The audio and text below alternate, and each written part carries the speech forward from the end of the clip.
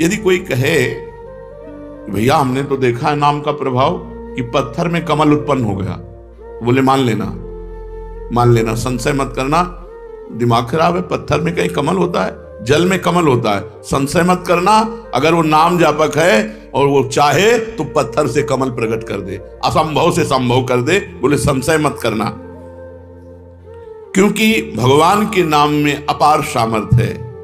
नाम को सुनने से, नाम को स्मरण करने से भीलनी सबरी भी परम भाग्यवती तथा शील और पुण्यमयी बन गई। तो क्या नहीं हो सकता नाम से। नाम वाल्मीक अजामिल के कछु, हु तो न साधन सामो। उल्टे पलटे नाम महातम, गुंजन जितो ललामो। वाल्मीकि जी, अजामिल जी, इनके पास तो कोई साधना नहीं थी, केवल उल्टे पुल्टे भगवान का नाम जप किया। भगवान की नाम महिमा ने घुंघची को जवाहरात बना दिया, घुंघची को जवाहरात बना दिया, अर्थात जो बेकार था उसे महामूल्यवान बना दिया उल्टे पुल्टे नाम जप करने से। परम रत्न स्वरूप हो गया, वो भगवत स्वरूप हो गया। गोस्वामी जी कह रहे हैं, राम ते अधिक नाम कर तब, जेहि किए नगर गत गामो। भय बजाई दाहिने, जो जपी तुलसीदास से बामो। नाम की शक्ति नामी भगवान से भी अधिक है, क्योंकि भगवान नाम जापक के अधीन हो जाते हैं, नाम नामी को अधीन कर लेता है। इस नाम ने ग्रामीण मनुष्यों को भी परम चतुर बना दिया, परम विद्वानों को भी जो दुर्लभ है वो ज्ञान प्रदान कर दिया ग्रामीणों को। ग्रामीण का तात्पर्य जो अनपढ़ गंवार, वो भी भगवान का नाम जप करके परम प्रवीण बन गए। असभ्यों को परम पुनीत महात्मा बना दिया नाम ने।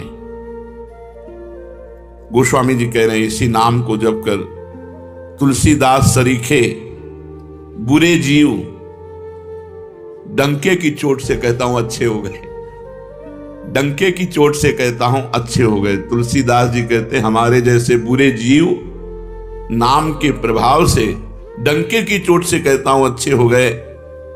फिर जो अच्छे लोग नाम जप करेंगे तो उनका क्या महान भाव होगा। इसलिए भगवान का नाम सर्वोपरि, जो भगवान से भी अधिक बढ़ करके है। साधना में शीघ्र लाभ मिले, इसके लिए क्या करना चाहिए। इसमें 3 चीजों की नितांत आवश्यकता है, 3 बातों की नितांत आवश्यकता है, जिससे आपकी साधना शीघ्र बढ़ेगी और फलदायी हो जाएगी। जितने भी भजन विरोधी भाव हैं उनका त्याग करना, चाहे वो व्यक्ति हो, चाहे वो वस्तु हो, चाहे वो स्थान हो, चाहे वो अंदर की वृत्ति हो। वृत्ति, व्यक्ति, वस्तु, स्थान के संग से जिससे हमारा भजन छूटे उसका त्याग कर दे। उस वृत्ति का, उस व्यक्ति का, उस भोजन का, उस वस्तु का, उस पदार्थ का, उस स्थान का, जहां हमें भजन में बाधा पड़ जाए। अगर शीघ्र साधन बढ़ाना है, भगवत प्राप्ति करनी है, तो ये नियम लेना है कि जिस व्यक्ति के संग से भजन छूटे, जिस वस्तु के खाने से भजन छूटे, जिस स्थान में जाने से भजन छूटे, जिस दृश्य के देखने से भजन छूटे, वो हमें सब छोड़ देना चाहिए। शीघ्र आपकी साधना बढ़ेगी और भगवत प्राप्ति के योग्य आपको बना देगी। पहला, वस्तु, व्यक्ति, स्थान जो हमारे भगवत चिंतन को छुड़ाए, उससे हमें दूरी बना लेना है। दूसरा, निरंतर भगवत भजन को पकड़े रहना है।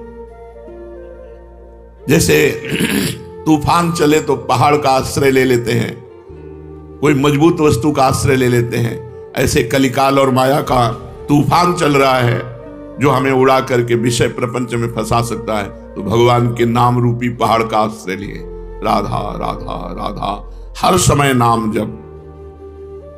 और भगवान की रुचि उत्पन्न करने वाले वस्तु, व्यक्ति, स्थान का संग। तीन बातें। भगवान का विस्मरण करा दे, ऐसे वस्तु, व्यक्ति, स्थान के संग का त्याग, निरंतर भगवान के नाम का जप, आश्रय भगवान का। इस कोटि से नाम जप द्वारा जैसे तूफान आए तो हम मजबूत वस्तु का, तो यहां तूफान ही चल रहा है। काम, क्रोध, लोभ, मोह, मद, मत्सर, कलिकाल के कराल, जितने भी दुराचार की प्रवृत्तियां हैं, ये सब तूफान की तरह आती हैं और साधक को भ्रष्ट कर देती हैं। अगर साधक नाम का आश्रय लिए है तो बच जाएगा। तीसरा, हमें ऐसे व्यक्ति, वस्तु, स्थान का संग करना है जिसके दर्शन से, संभाषण से, खान पान से, वहां पहुंचने से हमारा भजन होता है। उस स्थान, उस वस्तु, उस व्यक्ति का मुझे संग करना है। अगर ये तीन बातें जीवन में है तो साधना बहुत जल्दी बढ़ेगी और फलदायी हो जाएगी। क्या साधना में प्रारब्ध बाधा पहुंचाता है? हाँ, यदि कड़ाई से भजन करोगे, जिद्दी स्वभाव बना के, कुछ भी हो जाए भजन नहीं छूटने वाला, तो आपका प्रारब्ध भी पीछे हट जाएगा। नहीं, आपका प्रारब्ध आपके भजन को रोक देगा।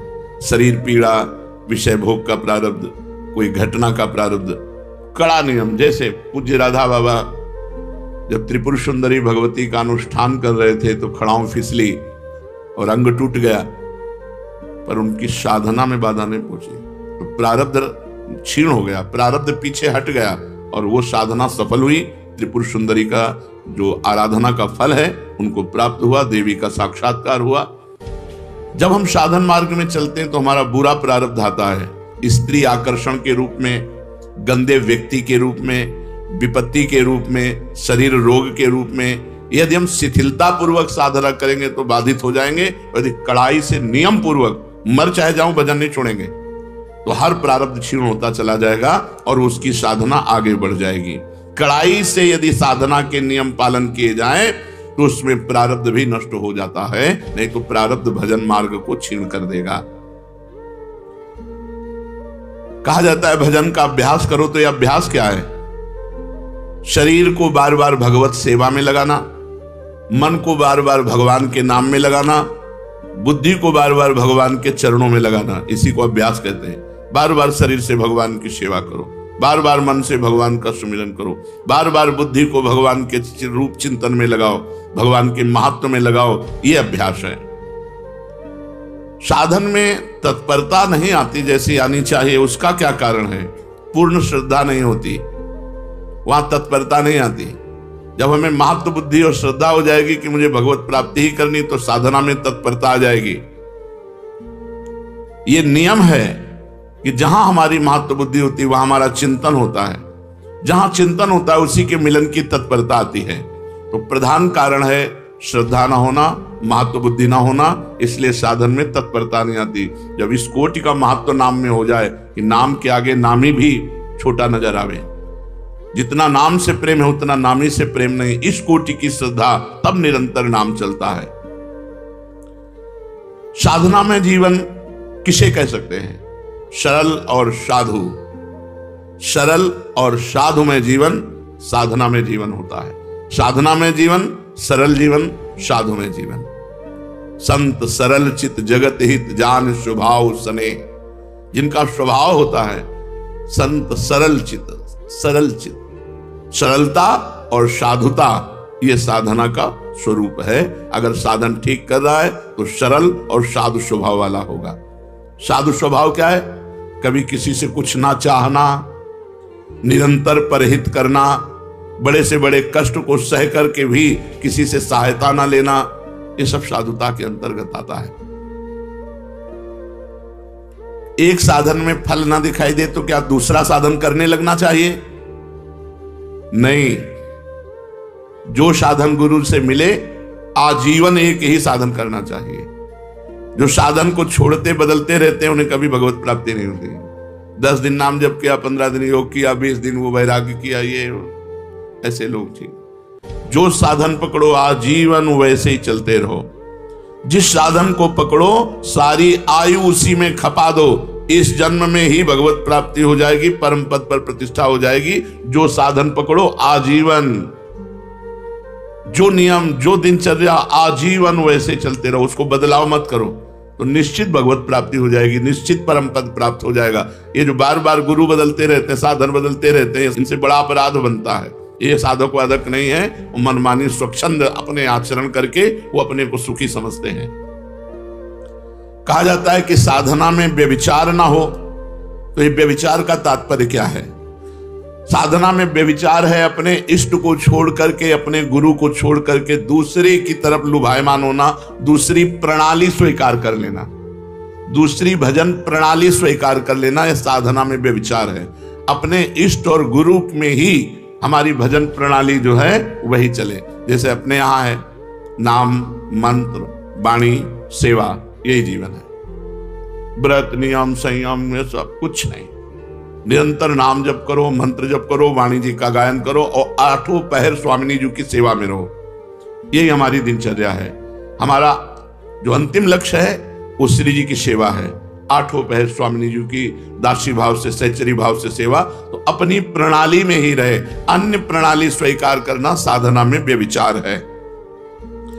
विश्व में किसी भी उपासना का खंडन न करे और अपनी उपासना को सर्वश्रेष्ठ माने और अपनी उपासना को कभी बदले ना, ऐसा साधक अव्यभिचारी साधक कहा जाता है। और जो बार बार अपनी साधना को बदलता है वो व्यभिचारी साधक है, वो लक्ष्य को प्राप्त नहीं कर पाता। क्या साधना की जो हमें अनुभूति हो रही है उसे प्रकट करके किसी को बता देने में हानि होती है? अपनी साधना और साधना की सफलता कभी भी किसी से नहीं बतानी चाहिए, नहीं बाधा पड़ जाएगी, पक्का बाधा पड़ जाएगी। आपकी दिनचर्या क्या है और आपकी अनुभूति क्या है, मरते दम तक, जब तक भगवत साक्षात्कार न हो जाए तब तक ना बताओ। भगवत साक्षात्कार हो गया फिर तो कोई घाटा पड़ने वाला है ही नहीं। साधन काल में साधक को अपनी साधना और साधना की अनुभूति कभी किसी को भी नहीं बतानी चाहिए। चाहे कितना कोई आत्मीय हो, घर का हो, प्रेमी हो, अपनी साधना की और अपने साधन की अनुभूति की बात कभी नहीं कहनी चाहिए। आप कई बजे उठते हो, आपकी क्या साधना है? क्या 6 बजे ठाकुर जी उठा देते हैं, उठ जाते हैं, जो करवा लेते हैं। उसको प्रकट नहीं करना कि हम पूरी दिनचर्या अपनी खोल के रख दी, उसकी अनुभूतियां खोल के रख दी, ठप हो जाएगी आपकी दिनचर्या, बाधित हो जाएगी। नहीं होगी, जैसी चल रही थी वैसे नहीं होगी। बिल्कुल ये 100% की बात है, इसमें 1% भी मिलावट नहीं। 100% ये हम खुद अनुभव करके देखा।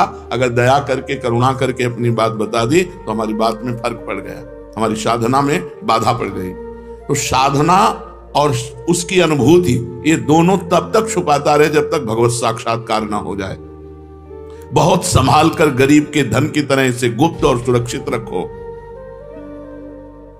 जीवन पर्यंत साधना का अभ्यास किया, मृत्युकालीन पर्यवसान क्या है, फिर क्या है? तो जो जीवन भर साधना करता है, मृत्यु काल में उसके पूरे जीवन का टोटल लगाकर भगवत स्मरण दे दिया जाता है। जैसे आप जीवन भर पाप किए हो, बीच में कुछ थोड़ा साधन पुण्य, दान पुण्य, वो नहीं माना जाएगा, उसका भोग तुम भोगना। और जीवन भर जो किया उसका टोटल लगा के भगवत विस्मरण तुम्हें करवाया जाएगा, क्योंकि तुम्हारी दुर्गति होगी। और जिसने भगवान नाम जप किया है तो उसको पूरे जीवन का आंकड़ा लगा करके कि इसमें अधिक क्या किया, तो बोले भजन, तो अंतिम समय भजन का स्मरण दो। तो जो भागवती का अधिकारी हैं वो अंतिम समय उसको भगवत स्मरण दे देते हैं और उसको भगवत प्राप्ति हो जाती है। पूरे जीवन का आपका कार्य ही अंतिम परिणाम पर अवलंबित है। पूरे जीवन आप जो करते रहे वही अंतिम परिणाम में आपको चिंतन दिया जाएगा। वो अंतिम में आप चिंतन नहीं करते, वो दिया जाएगा। छा गया भगवत चिंतन, या भूल गए भगवान को, छा गया संसार का कोई चिंतन, ये पूरा टोटल तुम्हारे पूरे जीवन का टोटल होगा मृत्यु के समय। 1 सेकंड में पूरा आंकड़ा फिट कर दिया जाता है। कभी कभी इससे चूक हो गई, नहीं जीवन भर प्रयास किया भजन का, तो दे दो भगवत स्मरण। कभी भूल चूक से भगवत स्मरण कर लिया, नहीं जीवन भर पापाचरण किया, तो भगवान की स्मृति नहीं आएगी। वैसे लक्षण वाले जो उसको योनि मिलनी है वैसे चिंतन उसका बनेगा। यदि प्राण जाने के 2 दिन पहले ही बेहोश हो गया है तो उसकी गति क्या होगी? 2 दिन पहले भजन किया और मरने के 2 दिन पहले ही बेहोश हो गया, अब उसकी गति क्या होगी? क्योंकि अंतिम समय तो उसे होश है नहीं। उस दशा में 2 दिन पहले जो अंतिम चिंतन हुआ था उसी का भावी गति होगी। 2 दिन बेहोश होने के पहले जो चिंतन हुआ था उसी से उसकी गति होगी, वही उसकी अंतिम चिंतन गति मानी जाएगी। इसलिए हर समय नाम जप करो, पता नहीं कौन सी श्वास आखिरी हो। अंत समय में भगवत स्मरण किस प्रकार का होता है? जिसने जीवन भर भगवान का स्मरण किया उस समय भगवान छा जाते हैं उसके दिमाग में। वो राधा राधा नहीं कहेगा, किशोरी जी छा जाएंगे उसके दिमाग में और उन्हीं के चिंतन में उमरेगा। इसीलिए जीवन भर माला चला रहे हैं, जीवन भर भजन कर रहे हैं कि अंतिम समय हमारा बन जाए। तो अंतिम समय क्या होगा? हमारे इष्ट देव आकर के छा जाते हैं। श्री राधिका निकुंज मंडली तत्र तत्र हृदय में विराजताम। श्री स्वामी जो अपने परिकर के साथ प्रकाशित हो गई। इसका साधन क्या है कि अंतिम समय हमें भगवत स्मरण हो ही जाए। संपूर्ण जीवन निष्पाप और भगवत चिंतन परायण रहो। संपूर्ण जीवन निष्पाप, कोई पाप करने की चेष्टा ना करो और खूब नाम जप करो, तो अंतिम समय प्रिया प्रीतम तुम्हारे दिमाग में छा जाएंगे। संपूर्ण जीवन भजन में लगाए तो संसारिक कार्य कैसे करें? जागतिक कार्य भी तो हैं, व्यापार है, नौकरी है और भी सब कार्य है। आप कहते हो हर समय भजन करें तब अंतिम समय, तो कैसे संभव हो सकता है? स्वकर्मणा तमभ्यर्च भगवान ने आदेश किया। भगवान के आदेशानुसार आप चाहे जहां जो भी कार्य कर रहे हैं धर्मयुक्त, वो आपकी पूजा मानी जाएगी। आप ऑफिसर हो, आप जज हो, आप वकील हो, कुछ भी हो, आपका जो कर्म है वो निष्पाप होना चाहिए। वो धन के निमित्त से दोष को छुपा करके निर्दोषी को दंड दे दे, अपराध बन गया, पाप बन गया। आप अपने धर्म से चूक कर लिए, घूस लेकर के अपराधी को छोड़ दिया और निरपराध को दंड, आपसे पाप बन गया। व्यापार आप कम तौल रहे हैं, ज्यादा दाम ले रहे हैं, आपसे अपराध बन गया। नहीं तो स्वकर्मणा तमभ्यर्च, आपका स्वकर्म ही भगवान की पूजा बन जाएगी। किसानी, खेती, व्यापार जो भी आप कर रहे हैं, यदि धर्म पूर्वक करें और नाम जप करें तो और पूजा बने न बने, वो आपका कर्म ही पूजा बन गया और भगवान की प्राप्ति हो जाएगी। इस पूजन में सामग्री की आवश्यकता नहीं होती, सिर्फ धर्म की आवश्यकता होती है। मन का भाव ये होना चाहिए कि मैं जो कुछ कर रहा हूं वो सर्वव्यापी भगवान की सेवा कर रहा हूं। चाहे जो भी कार्य आपका है, जो भी नौकरी, पेशा, व्यापार जो भी है, वो भगवान की पूजा है। भगवान की पूजा में अधर्म का प्रवेश नहीं, अधर्म नहीं होना चाहिए। तमभ्यर्च स्वकर्मणा, आप जहां हो धर्म के अनुसार आचरण करो, सब बात बन जाएगी। अनंत ब्रह्मांडों का अधिकारी सबको देख रहा है, सबको देख रहा है। आज तुम कर लो मनमानी, पद मिला है, और जब वो तुम्हारे मनमानी का हिसाब करेगा तो भी तुम झेल नहीं पाओगे, चाहे जो कोई हो, नहीं झेल पाओगे। बड़े बड़े को फैलते हुए देखा है। इसलिए स्वकर्मणा तमभ्यर्च, आपको जो पद मिला है, आपको जो सेवा मिली है, आपको जो अधिकार मिला है, वो भगवान की पूजा है। बहुत होश से करना, उसमें घूस लेना, अधर्म आचरण करना या गरीब को सताना, निर्दोष को सताना, ये बड़ा भारी पड़ेगा। दुखिया को न सताइए, दुखिया देगा रोए, और जब दुखिया के मुखिया सुने तब तेरी गति का होए। भगवान ने गीता जी में कहा है, अपने कर्म को ही पूजा मानो और नाम जप करो। कोई आपराधिक कानून के विरुद्ध आचरण आप मत करो, नहीं तो आज आप पदाधिकारी हो, जब आपका कर्म आपकी बुद्धि को भ्रष्ट करेगा तब आपका पद भी चला जाएगा, आप भी दुर्गति को प्राप्त होंगे। तो निरंतर भजन कैसे हो सकता है? अपने कर्म को भगवान की पूजा मान करके नाम जप करते हुए यदि हम जीवन व्यतीत करें तो भजन में जीवन ही माना जाता है। एक भक्त का सारा जीवन श्रद्धा, भक्ति, जप, तप, व्रत आदि से बीतता है, लेकिन उसे महारोग है, अंतिम समय में बहुत विपत्ति में मरा। ये क्या है परिणाम? एक भक्त है जो पूरे जीवन भजन करता है और उसको महारोग, असाध्य रोग और विचित्र प्रकार की विपत्तियां देकर के उसका अंतिम समय पूरा हो, भारी कष्ट देकर, ये क्या है? उसका अंतिम जन्म है। इसलिए अनेक जन्मों के कर्मों को थोड़ा थोड़ा करके एकत्रित करके उसको भोगवा कर उसका अंतिम जन्म होता है। जो ऐसा भक्त होता है जीवन भर साधन भजन किया, असाध्य रोग हो गया, बड़ी विपत्ति, बड़ा कष्ट, तो उसका अनादिकाल से सृष्टि में जब से उत्पन्न हुआ, अब आखिरी अंत होने जा रहा है, अब वो भगवान को प्राप्त होगा, तो उसके जीवन में वो कष्टों की बौछार हो जाती है। बोले ये कष्ट, ये कष्ट, ये कष्ट। पापी आदमी देखो मौत से घूम रहा है और वो दिन भर भजन करता है तो बड़ा परेशान है, उसके शरीर को बड़ी पीड़ा है, असाध्य रोग है, आदि आदि। तो ये पूर्व प्रारब्ध सब नष्ट हो रहे हैं उसके, क्योंकि उसका अंतिम जन्म है। अचल डटे रहना चाहिए, हिलना नहीं चाहिए, भयभीत नहीं होना चाहिए, श्रद्धा भक्ति से और भजन बढ़ाते रहना चाहिए, कष्ट सहन करना चाहिए। अंतिम जन्म भगवान की कृपा से इस संसार की आवागमन चक्र से वो मुक्त हो गया। इसलिए बड़े बड़े संतों को भी भीषण पीड़ा में, कष्ट में देखा जाता है। साधन मार्ग में ये बड़ी विभिन्नता देखी जाती है। ये क्यों? रुचि, समझ, चित्तवृत्ति का प्रवाह, अंतःकरण का मलिन होना अलग अलग। किसी की रुचि अलग है, थोड़ा भजन किया, थोड़ा प्रपंच किया। किसी का अंतःकरण मलिन है, किसी की समझ ठीक नहीं है, कोई तीनों गुणों के प्रभाव से प्रभावित रहता है, कोई पूर्व संस्कार से प्रभावित रहता है, कोई नवीन वातावरण से प्रभावित हो जाता। साधक वही है, ना अपनी रुचि, ना अपनी समझ, ना अंतःकरण का प्रभाव, ना त्रिगुण का प्रभाव, ना पूर्व संस्कार का प्रभाव, ना वातावरण का प्रभाव। डट के भजन करे, सबको गिरा दे। ये महाभारत है।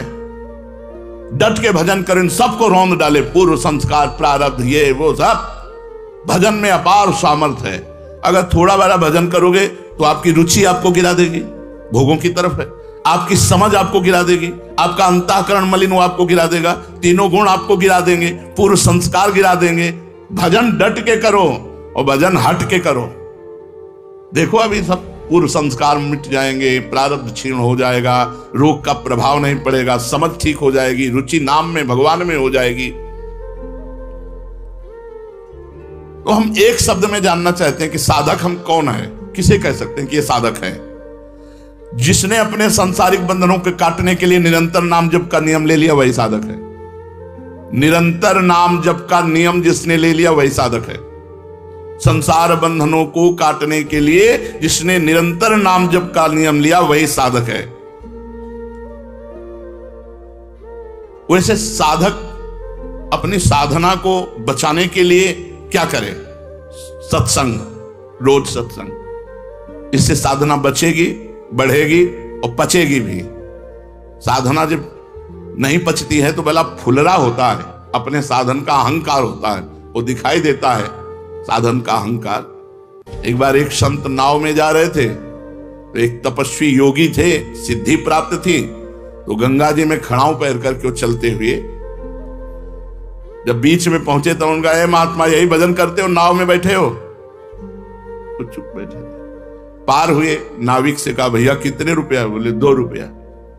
2 रुपया। फिर उन महात्मा से कहा, जिन गंगा जी को भगवान शंकर अपने मस्तक पर धारण करते हैं, तू अपने योग के प्रभाव से उन पर पादुका पहन के आया, सारी तेरी तपस्या नष्ट हो गई। जो 2 रुपए में काम बना, पूरे जीवन की तपस्या प्रदर्शन में तूने नष्ट कर दी, अब तेरे पास कुछ नहीं रह गया। विचार करना मेरी बात का। हमारी रीति है निष्काम, सुख देने का भाव, किसी से सुख लेने का भाव नहीं। उच्च कोटि के रसिकों का भाव आपके हृदय में आ जाएगा। अनुरागी संतों का संग, उनकी रीति है धारण करना, किसी को भी दुख ना देना, दुखी देखकर उनको सुख प्रदान करना, बदले में कोई भी चाह ना रखना। ज्ञान जोग वैराग्य ते मनुआ उजरो होए। ज्ञान से, वैराग्य से, योग से मन निर्मल होता है, लेकिन प्रेम नहीं प्रकट होता है। प्रेम प्रकट होता है जे अनुरागी हरि भजे, जो भगवान के प्रेमी जन है, जो प्रियालाल के प्रेमी जन है, उनके संग से प्रेम होता है। ये बहुत जगह पाया गया। रे मन रसकन संग बिन रंच न उपजय प्रेम। सब साधनों से मन निर्मल होगा, मोक्ष पदवी प्राप्त हो जाएगी, लेकिन प्रेम तो प्रेमी जनों के संग से प्राप्त होगा, नहीं तो उद्धव को प्राप्त हो जाता। ज्ञानी महापुरुष थे, भगवान के नित्य सखा हैं, भगवान के मंत्री भी हैं, सलाहकार भी है, लेकिन प्रेम से अपरिचित थे। प्रेम तो गोपी जनों की चरण धूल में लौटने से हुआ, जब वो वंदना की, उनके चरणों में बैठे तब उनको। अगर अनुरागी संतों का संग मिल जाए तो रोम रोम आनंद भरे, दुख को डारी निकारी, जो कछु करे सो हरि करे, सिर को भार उतार। अब चिंता छोड़, रसिकों का संग कर, खूब नाम जप कर, रोम रोम आनंद में भर जाएगा। जो कुछ चिंताएं हो सब हरि के ऊपर छोड़ दो, अब करो जो तुम्हारा मन आए। ये बिल्कुल बेपरवाह हो जाओ। सच्ची मानो इस मार्ग में सफल वही हो पाया है जिसने नौका की डांडी फेंक दी और बैठ गया नाव में। मनावे तो डुबो देना, मनावे तो पार कर देना। वो नौका चलानी ही नहीं पड़ी है, वो नदियां ही सूख गई है। ऐसा खेल है। तो राधा बैठ गए, अब नाव डूबे और चाहे पार हो, अब हम एक भी कदम नहीं चलाएंगे, बैठ गए। तो नाम लेत भव सिंधु सुखाही, करहु विचार सुजन मन माही। राधा राधा, तो नाव चलानी नहीं पड़ी, भव सिंधु ही सूख गया। विश्वास करो ये उनका नाम है। जो कछु करे सो हरि करे, सिर को भार उतारे। अब आप विचार करो, अगर प्राण समर्पित वृंदावन को, तो आज कैसी सेवा कर रहे हैं। हजारों नेत्रों से प्रभु प्यार दे रहे हैं। मेरी लाडली, मेरे प्यारे, कितने रूपों, इतने हाथों से प्रभु सेवा कर रहे हैं, इतने रूपों में सेवा कर रहे हैं। जहां केवल भरोसा, आज उनकी हर सेवा, हर, कैसे हम तुम्हें बताएं। बस कह रहे जो कछ करे सो हरि करे, सिर को भार उतार। अपनी चिंता एक बार छोड़ दे प्रभु के चरणों में। जो पहले मिले हैं वो पहले की बात देखे हैं कि आज नहीं समझ सकते हो। कुशासन, ये श्री जी, और कुछ समय से कि सब्जी बन जाए तो एक छोटा सा सिलेंडर, उस पे ऐसे ये सिलेंडर, जगह कितनी, शायद एक बाथरूम किसी का ऐसा होता होगा, छोटा बाथरूम, इतनी जगह थी। वही में श्री जी, एक कुशासन पड़ा हुआ है, कमंडल, रोटी मांग लाए, वही सामने श्री जी को दिखा दी, अमनिया मिश्री इतनी टुकड़ा, ऐसा ऐसे ऐसे जीवन। क्या व्यवस्था होती आज, तो क्या व्यवस्था होती। सड़ जाता जीवन, सड़ जाता। भगवान का भरोसा, भगवान की आश्रित, तो फूल जैसे इस भारी प्रारब्ध को मिटा रहे हैं, फूल जैसे। जो कछु कियो सो लाडली, लाडली करे सो अब होई। अभी तक जो कुछ किया मेरी लाडली ने, अब आगे जो कुछ करेंगे सब लाडली जो करेंगे। कैसे कैसे तुम्हें, मतलब हर कदम कदम पे केवल उनकी कृपा ही कृपा, दुलार ही दुलार दिखाई देता है, दुलार ही दुलार।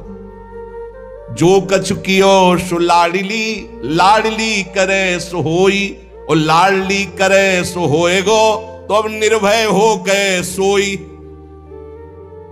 मस्त हो जाओ।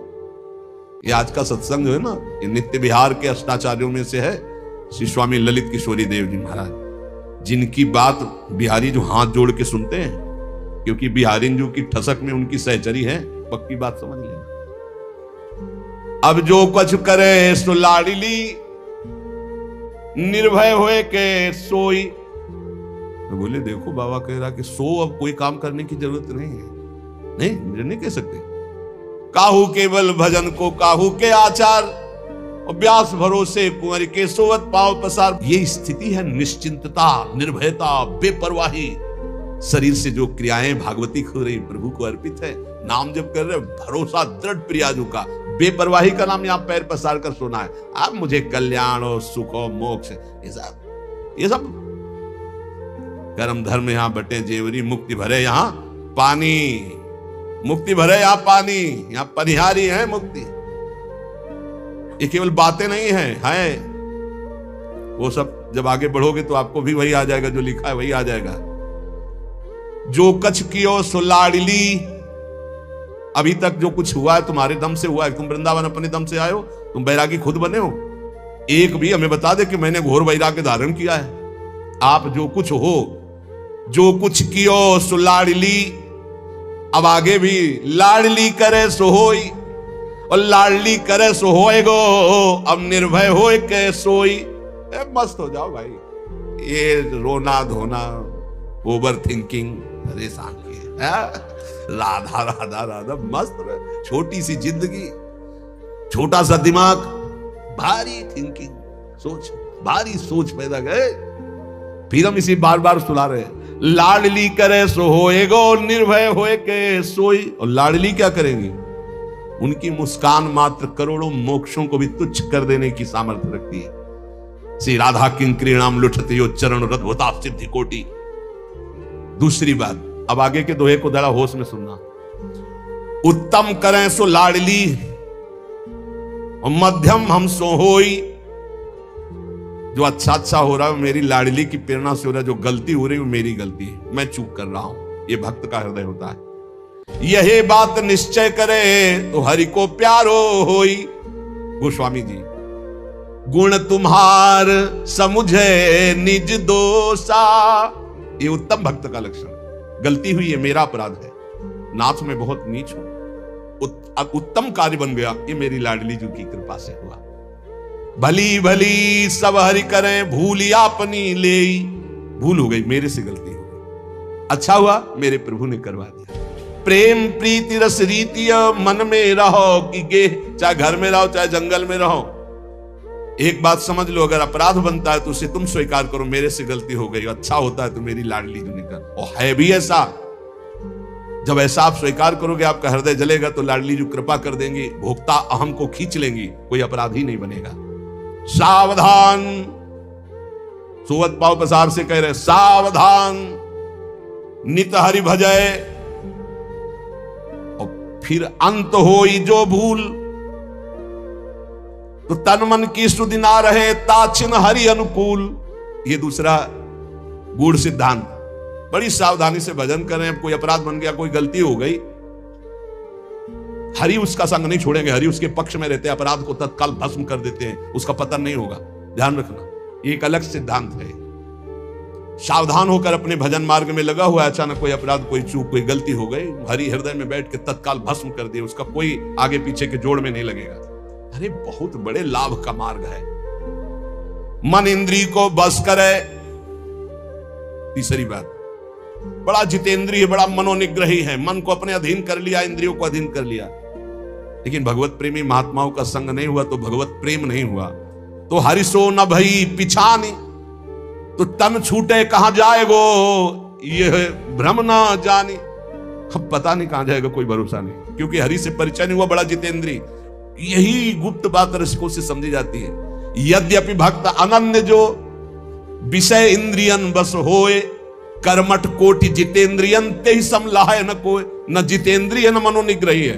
पर हमारे माई श्यामाजू को राज है, तो कहां जाएगा, बोले श्यामाजू के पास जाएगा। इसकी समानता करोड़ों जितेंद्रिय नहीं कर सकते, करोड़ों कर्मकांडी नहीं कर सकते। बोले क्यों? क्यों? श्यामा श्याम का अनन्य है।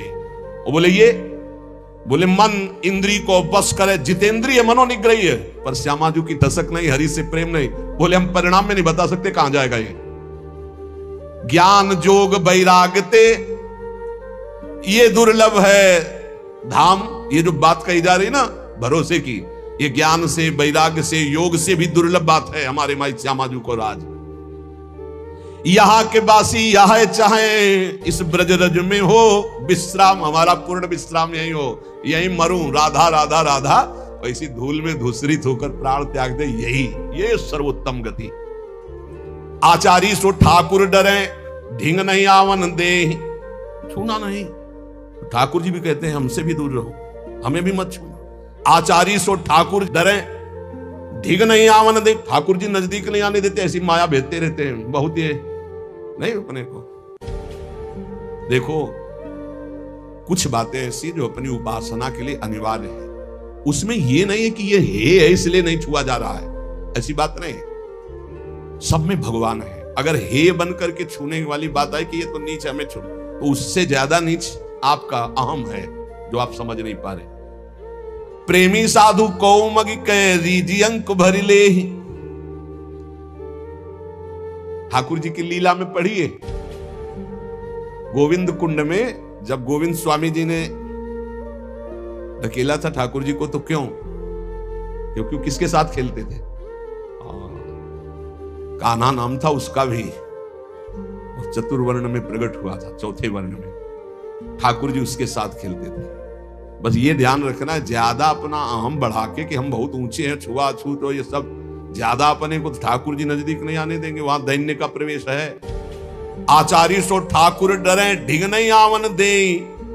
प्रेमी साधु कौमग के रीझी अंक भर ले। हमारे प्रभु प्रेम पसंद करते हैं। भगवती माया का हर जगह सिक्का है, जहां बात ना बनती हो ना, गड्डी निकालो, हर जगह बात, एक जगह बात नहीं बनेगी ठाकुर जी के पास और ठाकुर जी के प्रेमी जनों के पास। दो जगह माया का प्रवेश। अगर माया का प्रवेश जहां है कि तुम्हारे रुपये के बल से तुम्हारा हर काम बन रहा है, तो वो माया जनित ही काम बन रहा है। ध्यान रखना, वो भगवान और भगवत प्रेमी महात्मा के यहां नहीं। पक्की बात समझ लेना, अगर रुपये के बल से तुम्हारा आदर हो रहा है, जहां किसी के पहुंच नहीं वहां रुपये से पहुंच गए, तो माया ही है, वहां ना भगवान है ना भगवान के भक्त है, पक्का समझ, और न दर्शन का सुख प्राप्त कर पाएगा पक्का। एक आदमी है लाइन में खड़ा, धक्का लग रहा है और वो अंदर से आर्त भाव से कैसे दर्शन करूं, और धक्के खाते खाते जब पहुंचा तो आंसू भरकर प्रभु की तरफ देख रहा है, वो दर्शन पा रहा है। जहां रुपये का महत्व है मातुर दर्शन नहीं होते, जहां रुपये का महत्व अध्यात्म सुनकर के बदलाव नहीं होता, जहां रुपये का महत्व है वहां भगवान की भक्ति की महिमा नहीं होती, पक्का समझ लेना। माया का महत्व और भक्ति का महत्व बिल्कुल अलग होता है। प्रेमी साधु को मग के रीज अंक भर ले ही, इसलिए प्रेम मार्ग का अनुसरण अपने आप हम लोगों को मिल गया है, हेतु की भाव से प्रिया दुखी। अब अन्य की तरफ झांकना भी नहीं। अनहोनी होनी करे, ऐसी हमारी लाडली है कि ऐसा नहीं हो सकता, तो बोले हो जाएगा। अनहोनी बहुत पापी नीच है, इसको परम पद कैसे मिल जाएगा? नहीं मिल जाएगा, मिल जाएगा, पक्का मिल जाएगा। हमारी लाडली में सामर्थ्य है ऐसी। और होनी को मिट जाए, जो होनी होनी पक्की उसको मिटा देंगी। बिल्कुल बेपरवाह रहो, मस्त रहो। ये मान लो मेरी बात, जो नहीं हो सकता वो भी लाडली जो कर सकती हो, जो पक्का होना वो बिल्कुल होने ही नहीं देंगी। मेरी लाडली जो में अपार सामर्थ्य। अनहोनी होनी करे, होनी हो मिट जाए, कुंज विहारिणी। ये अंतर की बात पकड़ लो, तुमसे सच्ची कहते हैं, श्री जी बहुत कृपालु है। भारी से भारी दुख को स्पर्श नहीं होने देती लाडली जो। अंदर ही का सिस्टम है, सब बाहर का नहीं। बस एकमात्र ठसक ले आओ, कुंज विहारिणी लाडली के सुख में जो रहे समाए। राधा राधा श्यामा श्यामा, ये आपो बांधे जो हरि भजे तो कहूं न पावे। ठाओ चलते चलते जुग गए पांव पेंड पर गाओ। ये जो अहंकार लेकर साधना करते, जिंदगी की जिंदगी व्यतीत हो जाएगी, जन्म के जन्म कभी भगवत साक्षात्कार नहीं होगा। ये चलते चलते मरते रहेंगे, पर इनको भगवत प्राप्ति कोटि कोटि मुनि जतन कराही, वो अंतराम कही आवत ना। ये विश्वास करो, ये अहंकार को ही समर्पित करना। अहंकार श्री जी के चरणों में दे दो, हमारे माई श्यामा जी को आज ये अहंकार समर्पित कर दो। तो आपा बांधे हरि भजे कहूं न पावे ठाव, कर लो मनमानी। कहीं तुम्हें आध्यात्मिक विश्राम नहीं मिलने वाला, कोई आध्यात्मिक ऊंचाई नहीं आने वाली, केवल खाओ पियो मौज करो। और वो भी जब तक अनुकूल परिस्थिति, और जहां पाप का कर्म आया वो अपना जब दंड देगा तो वो भी छीन लिया जाएगा। अगर साचो होए कहे हरि भजय, कहा राजा का रंक। माया काल छुए नहीं, मिटे लिखे हुए अंक। बाल के लिखे हुए अंक भी मिट जाएंगे यदि सच्चाई से गुरु शरणागत होकर भजन करोगे। चाहे राजा हो चाहे फकीर हो, पक्का तुम्हारा भाग्य मिट जाएगा और महासुख की प्राप्ति होगी। और जो गुरु का आश्रय छोड़ करके पूजे देवी देवता, छाड़े हरि गुरु संत, तो तन मन राचे झूठ सो तिनके नहीं दुख अंत।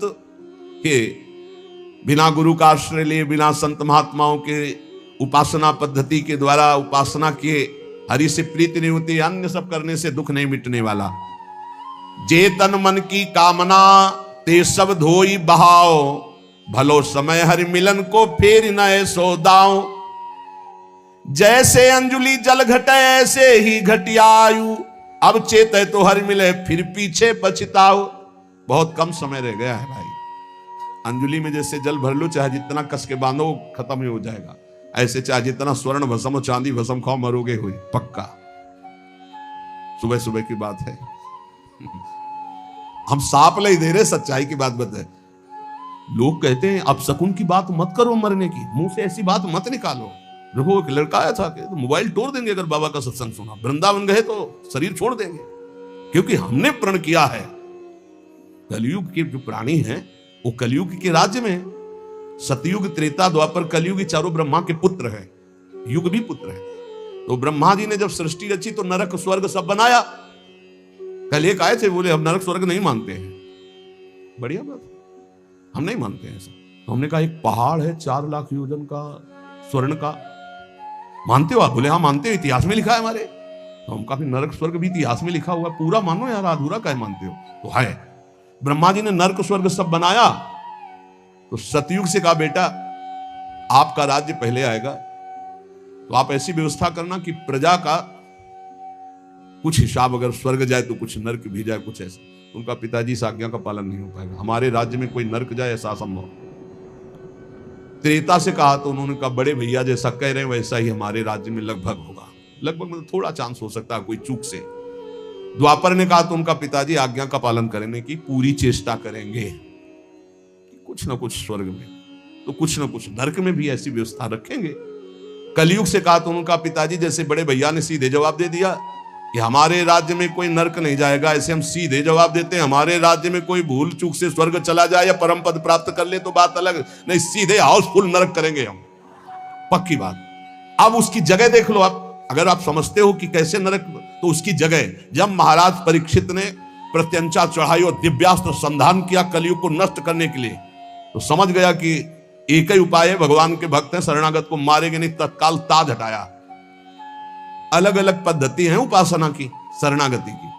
कोई कोई अपने साहब के सामने जाते हैं तो ताज लगा के जाते हैं, ऐसी पद्धति है। और कहीं कहीं पद्धति जब साहब के सामने जाया जाता है तो ताज उतार दिया जाता है। समझते हो ना दोनों पद्धतियां? अपने उपासनाओं के अलग अलग है। जब उपासना में गए तो कोई टोपी लगा लिया, कोई वस्त्र ढक लिए, लेकिन कहीं कहीं उपासना में कि जब गए तो अपना ताज उतार दिया। ये सम्मान होता है आराध्य देव का। मस्तक से अपना साफा उतार कर उनके चरणों में रख देना, या ऐसे साफा उतार के हाथ में लेके फिर प्रणाम करना, ये अलग अलग पद्धतियां। समझ गया है महाभागवत है, बचना है तो तत्काल ताज उतारा और चरणों में रखा होगा त्राहिमाम। तो उनका महाराज पांडु के मैं वंशज हूं, शरणागत को कभी मार नहीं सकता क्योंकि भगवान श्री कृष्ण हमारे स्वामी हैं। तू मरेगा तो नहीं क्योंकि तू मेरी शरण में आ गया, लेकिन तू रह भी नहीं पाएगा मेरे राज्य में, क्योंकि तू जहां रहेगा तो पापाचरण होगा, ये मैं होने नहीं दूंगा। मेरे सामने ही तू बैल को मार रहा है, उसकी 3 टांगे तोड़ दी, लात से मार रहा है, डंडे से, तुझे रहने तो नहीं दूंगा। शरणागत हो गया इसलिए मारूंगा तो नहीं, अब तू भाग। तो उनका महाराज चक्रवर्ती सम्राट महाराज पांडु, और तब से लेके अब तक सब चक्रवर्ती सम्राट पद में ही रहे।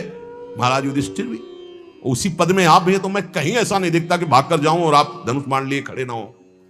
तो आप कृपा करें मुझे स्थान बता दें मैं कहां रहूं, क्योंकि आपका तो जहां से सूर्य उदय होता अस्त होता चक्रवर्ती सम्राट है आप। तो उन्होंने विचार किया गंदी चीजें हमारे राज्य में कोई प्रयोग नहीं है। उनका जो मदिरा पिए, जो पराई स्त्री से व्यभिचार करे, जो जुआ खेले, जो हिंसा करके दूसरों का मांस खाए, और जो चोरी करे स्वर्ण, ये स्थान दिए। पूरी विशाल कथा है। नए नए लड़का अब यही पी रहे हैं, उसको बुरा नहीं मानते। तो देखो घर घर शराब जी का आदर, जैसे घर घर पहले गंगा जल की बोतल मिलती थी, यमुना जल की बोतल मिलती थी अलमारियों में, ऐसे एक अलमारी अब वीआईपी घर में बनाई जाती है शराब की, अलग अलग क्वालिटी की, देसी अंग्रेजी नहीं बनाई जाती। स्वागत के लिए खोला दरवाजा उस खिड़की का, और सर आप क्या पसंद करेंगे, ये स्वागत है।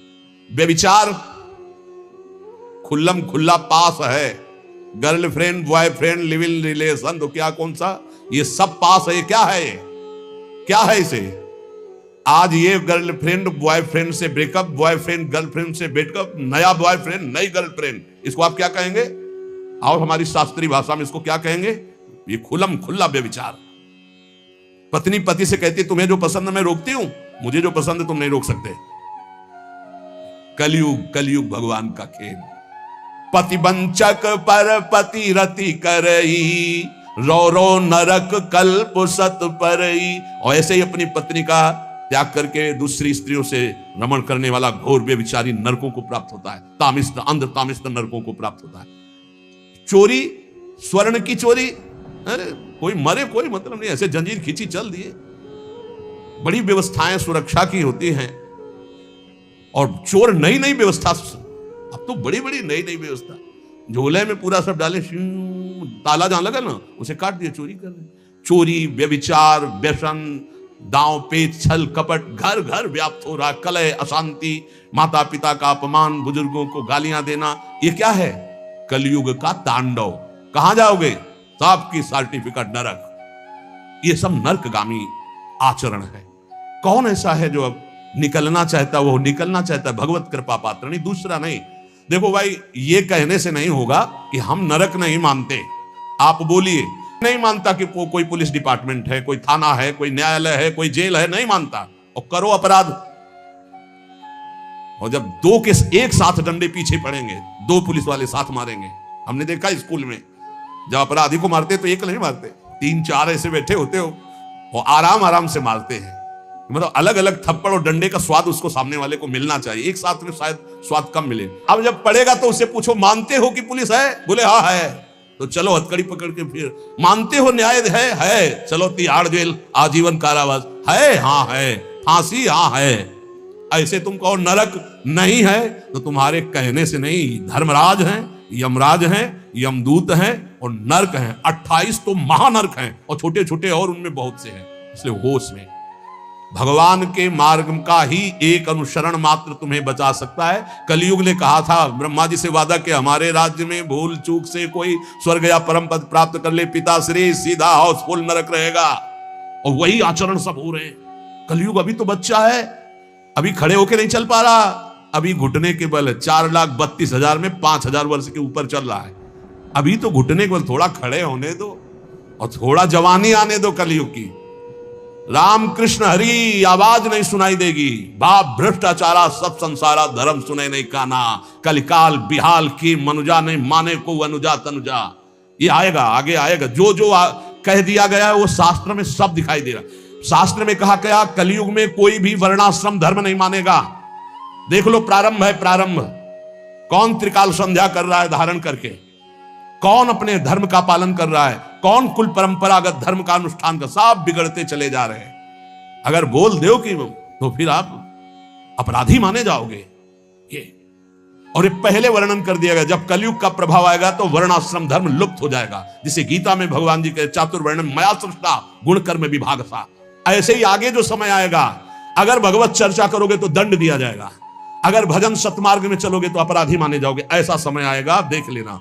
इसलिए इसी समय अभी है, ये बहुत बीच का मंगल समय जो प्रारंभ कलयुग का था बहुत ही भयानक था। आज के 500 वर्ष पहले जो दुर्दशा थी कि अगर भक्ति अगर जरा भी भगवान के उसमें, तो बीच से आरे से काट दिए गए, जला दिए गए, मार दे। आज तो आप भजन कर रहे हो, आपको ऐसे कर रहे हैं लोग। कलयुग की बड़ी कृपा है कि अभी निकल चलो। आगे ऐसा समय आएगा ना कि धर्म सुने नहीं काना, कान से भी धर्म की बात नहीं सुनाई देगी। देखो कहीं ना कहीं तो कुछ ना कुछ अंश आने लगा ना, शास्त्र की बात अवहेलना करना। ऐसे पकड़ा शास्त्र को फाड़ रहे हैं, उनको पता नहीं अपने भाग्य को फाड़ रहे हैं। अरे भगवान के मार्ग में डूबे हुए महापुरुषों ने जो लिखा है पक्का सत्य लिखा है, एक अक्षर गलत नहीं है। तुम ईमानदारी से थोड़े दिन भजन करो, फिर हमारे पास बैठो और फिर आप पूछो कि ये क्यों लिखा है, कैसे लिखा है। अगर समझ में ना जाए तो बताना। अब करते हो बेविचार, पीते हो शराब, खाते हो मांस और जानना चाहते हो ब्रह्म ऋषियों की भाषा, त्रिकाल में नहीं जान सकते हो। ये तपस्वी और साधना के द्वारा जो भाषाओं का ज्ञान होता है वो तुम्हारे बेविचार करने से थोड़ी ज्ञान हो जाएगा। ऐसे निकृष्ट बुद्धि वाले शास्त्रों का अपमान करते हैं, शास्त्रों की अवहेलना करते हैं, शास्त्र का निरादर करते हैं। क्यों? क्योंकि इनको नरक का सर्टिफिकेट मिला है। ये चूक हो जाएगी, अगर शास्त्र आदर करेंगे तो वो फिर कैंसिल हो जाएगी। इसलिए बहुत सावधान। यहां कह रहे हैं कि हरि गुरु टेर कहत है फेरी नए सोदाओ, बार बार तो सो कहो भूले मन समझाओ, महानरक को कोठरा ताही में रतिमानी, हरि गुरु सो कपटी करे ये अति पापी जानी जाओगे। अगर हरि गुरु का आश्रय नहीं, मनमानी आचरण करते हो तो नरक का कोठरा खाली है, भोगना पड़ेगा जाके वहां। ही ऐसे ऐसे नरक हैं, पसीना आ जाता है सुन के। केवल यहां जो पराई स्त्री से नहीं कि दांव मार दिया मान लो, तो वहां लोहे की स्त्री आग जैसी तप रही है, अब लगाओ दांव। ऐसे मरना है नहीं बोले नहीं, उस समय तो चुरा के गए थे ना, अब सबके बीच में लगो गले में। और लोहे की लाल आग जैसी स्त्री अब पकड़ के, अब वहां नहीं कि मिनट 2 मिनट, बोले इतने वर्ष, अब इतने वर्ष बराबर जलने का भयंकर कष्ट, मृत्यु है नहीं। थर्राते हैं। यहां केवल मुझ में ताव दे लो कि आज दांव लग गया, पराई माता बहन की तरफ हमने ऐसा गंदा आचरण किया, या पराये पुरुष की तरफ ऐसा गंदा आचरण किया। मान लो प्रार्थना, ये बीजा है, बो रहे हो, इसका फल लगेगा, भोगना पड़ेगा भाई। धर्म पूर्वक भोगों के लिए भगवान ने व्यवस्था की है। ये मनमानी आचरण छोड़ो, कि पुरानी बातें छोड़ो, पुरानी नहीं,